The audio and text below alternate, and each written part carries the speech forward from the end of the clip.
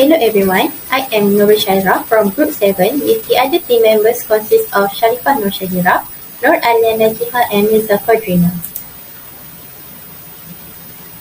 Today we are going to talk about renewable energy versus non-renewable energy. So I'll go for the background of study. Energy is very important for transportation, agriculture, economic growth and also job creation.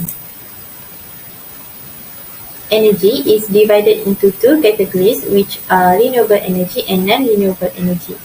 Renewable energy is energy that comes from wind, solar, biomass, hydro and geothermal.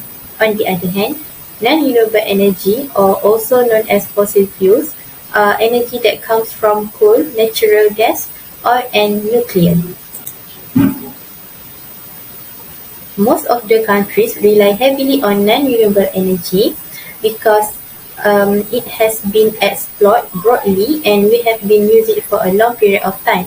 However, both rich and poor countries nowadays are switching to renewable energy since non-renewable energy gives negative impact to the environment such as climate change.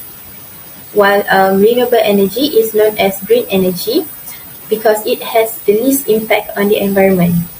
For example, Ocean Husband stated that United States has introduced renewable energy technology in their country for the past 15 years. Same goes to Malaysia, but in Malaysia it is not fully accepted by the Malaysian. This can be shown from a research by Abdul when he mentioned that majority of the Malaysians didn't take advantage of what our government has developed. So what government of Malaysia has developed and offered to us regarding renewable energy technology? Okay, government of Malaysia has offered rooftop solar installation with zero capital cost, which is very beneficial to the public. However, as I mentioned earlier, majority of Malaysians didn't grab this opportunity. Therefore, this study will discover why this kind of issue occurs and why is it hard for renewable energy to penetrate the Malaysian consumers. So that's all from me. Thank you. Statement of problem. According to the articles we found that were investigated in the United States entity, both articles studied factors that influence public opinion in favor of renewable energy policy. Their support for renewable energy, however, is complicated because it can raise a number of concerns for citizens who do not live near renewable energy sites, such as concerns that renewable energy will raise energy prices and that renewable energy technologies are less reliable than fossil fuel technologies. The study in Turkey was carried out because carbon emissions have increased significantly in recent decades, causing numerous environmental problems. According to the figure, greenhouse gas emissions from Turkey's industrial sector peaked at 66.8 million metric tons of CO2 equivalent in 2020. Next, we studied two articles in Malaysia that investigated the relationship between renewable energy consumption and carbon emissions, as well as how solar energy can benefit Malaysia. However, it was not successful because solar energy appears to have a high cost of associated equipment that harnesses the energy, making it appear unfavorable. The graph on the slideshow shows that the rate of CO2 emissions in Malaysia keeps increasing by the year, indicating that carbon dioxide emissions account for the largest share of greenhouse gases that are associated with climate change and global warming.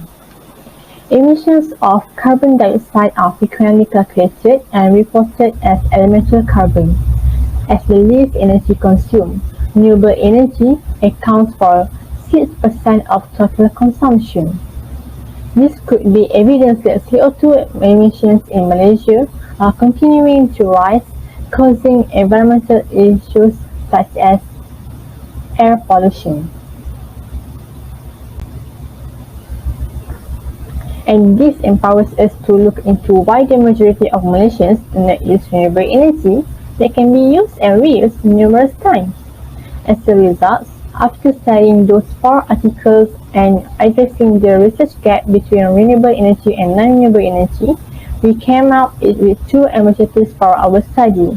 The first goal is to investigate Malaysian consumers' awareness of their reliance on non-renewable energy, and second goal is to investigate the barriers that prevent Malaysians from using renewable energy. Okay, so next I'll proceed with the significance of study. Malaysia is a country that has potential to develop the renewable energy sector, as renewable energy is known to be abundant and also environmentally friendly.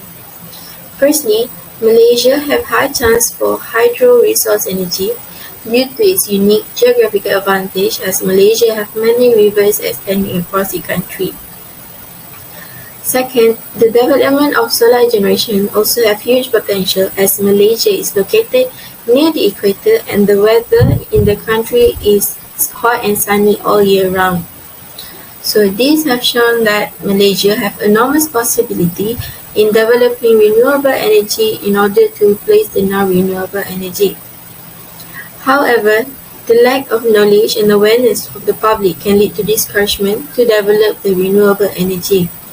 This is because the utilization of the non-renewable energy for a long time can cause the community to over-reliant on the non-renewable energy and refuse to leave their comfort zone.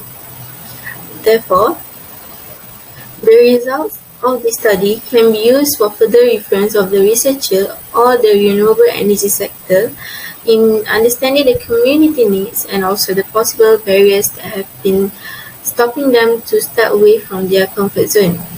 Awareness of the public regarding the renewable energy might benefit the environment and society, especially the energy sectors and also the government. Okay, so next is the scope of study. So the scope of the study is to use an online questionnaire that is open to 40 respondents within a period of 1 week. The targeted age group for the survey would be 18 to 50 years old with different educational level and also residential area, as this is believed to give more variation of response during the survey. So that is all from me. I'll proceed to the next person. Thank you. We proceed with the method. The research instrument used to get the data from the respondent is an online questionnaire created using Google Form. The questionnaire created using the information from the previous study, literature reviews, a sample questionnaire available online as attached in this slide. Questionnaire consists of 3 sections, which are firstly, Section A, respondent background information, Section B, satisfied first objective, Section C, satisfied second objective. The whole study has in total 29 questions, which combine qualitative and quantitative questions. The questionnaire will be translated into a Malay. As you can see here, Section A consists of 7 questions, where the respondent will be asked about their personal details and their energy usage. Basically, the total household income actually affect the interest in renewable energy. Next, Section B consists of 9 questions. The first 5 questions will be asked about the benefits of renewable energy. Next, respondent will be asked on the danger relying too much on non-renewable energy sources. And the last question will be on their opinion. The public awareness and concern of environmental issues are brought into focus by this section. In Section C, 13 questions focusing on respondent opinion and knowledge of renewable energy. They can also share their opinion about the barriers to renewable energy usage in Malaysia. Throughout this session, we will know why the level of interest in renewable energy usage is rare. We go to the respondent. It is open to the public who can access the link. All of the Malaysia states are invited to participate in this study, even though they come from the rural or urban areas. Different residential areas are believed to give different view on this study due to the different surrounding and growing condition. Other than that, different educational level also provide different understanding toward the issue. Basically, if the respondent were degree holders, they might be exposed to the current issue on green energy. Next, we go to the procedure. First thing first, the literature review will be done. Then, the research objective regarding to the topic will be identified. Based on the objective, we properly design the questionnaire. Revision and discussion will be done before distributing a set of the questionnaire to the public. In case there are something need to be added or changed, from this, amendment will be done to ensure all of the questions suitable to the level of the public knowledge. The platform of this study is Google Form, and each of our group members need to find 10 respondents by sharing the link to the public through the WhatsApp, Instagram and Telegram.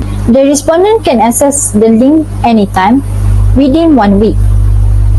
Anything can be changed if there are something problem on link or number of the respondent. Respondents are required to complete all of these 3 sessions. After the study duration ends, the answer will be collected and next we'll analyze the data. Both quantitative and qualitative data are collected. We will report the findings from questionnaire in form of bar chart and pie chart and so on.